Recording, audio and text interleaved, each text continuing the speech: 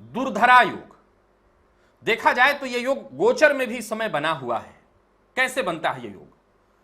जन्म कुंडली में चंद्रमा जहां भी बैठे हों उनके दोनों तरफ सूर्य के अलावा, तो सूर्य को हटा दिया, इसके बाद राहु और केतु को भी हटा ही दीजिए, बाकी के जो ग्रह बचे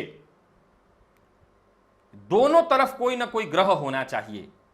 अब यह दुर्धरा योग कई एक प्रकार का होता है, अर्थात जन्म कुंडली में जहां चंद्रमा बैठे हैं उनके एक तरफ बुध जाकर के बैठ जाएं, दूसरी तरफ शुक्र हो तो अलग प्रकार का दुर्धरा, एक तरफ मंगल बैठे हैं दूसरी तरफ गुरु बैठे हैं तो अलग प्रकार का दुर्धरा, वही एक तरफ शुक्र बैठे हैं एक तरफ गुरु बैठ जाएं तो अलग प्रकार का दुर्धरा, एक तरफ गुरु बैठ जाएं एक तरफ आकर के शनि बैठ जाएं तो अलग तरह का दुर्धरा। तो दुर्धरा योग के कई एक प्रकार हैं, यह बहुत बृहद विषय है दुर्धरा योग। जन्म कुंडली में इस योग को महानतम राजयोग बताया गया है।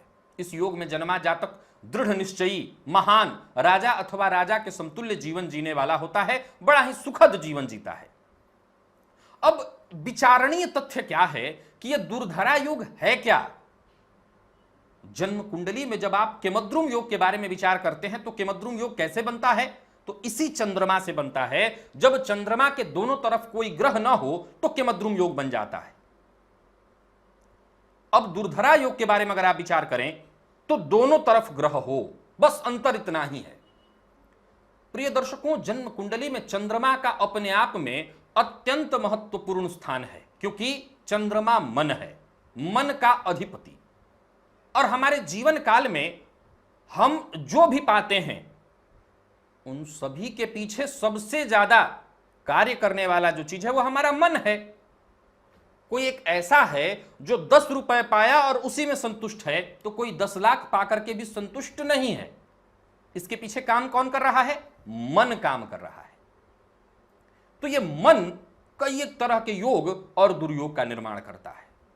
तो केमद्रुम योग को महानतम दुर्योग बताया गया, जहां जातक दरिद्रवत जीवन व्यतीत करता है।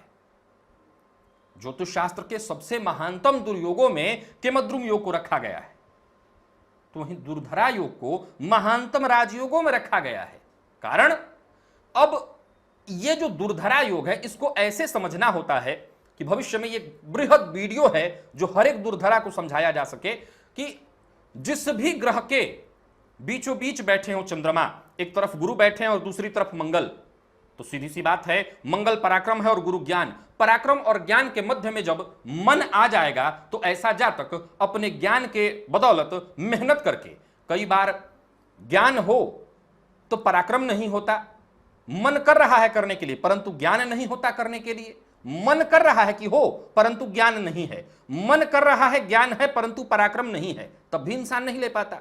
तो ये अलग दुर्धरा योग बना। यानी इस योग में जन्मा जातक की एक तरफ चंद्रमा के मंगल है और दूसरी तरफ गुरु, तो ऐसी अवस्था में जातक की चाहत होगी, पराक्रम होगा, ज्ञान होगा और इसके बदौलत वो सब कुछ हासिल करेगा। तो ये दुर्धरा योग है। आप अपनी जन्म कुंडली को खोलिए, अलग अलग ग्रहों से अलग अलग प्रकार के प्रभाव बन जाते हैं, लेकिन एक बात तय है कि चंद्रमा के दोनों तरफ ग्रह हैं तो दुर्धरा योग बनेगा और इस योग में जन्मा जातक निसंदेह राजा अथवा राजा के समतुल्य जीवन व्यतीत करता है।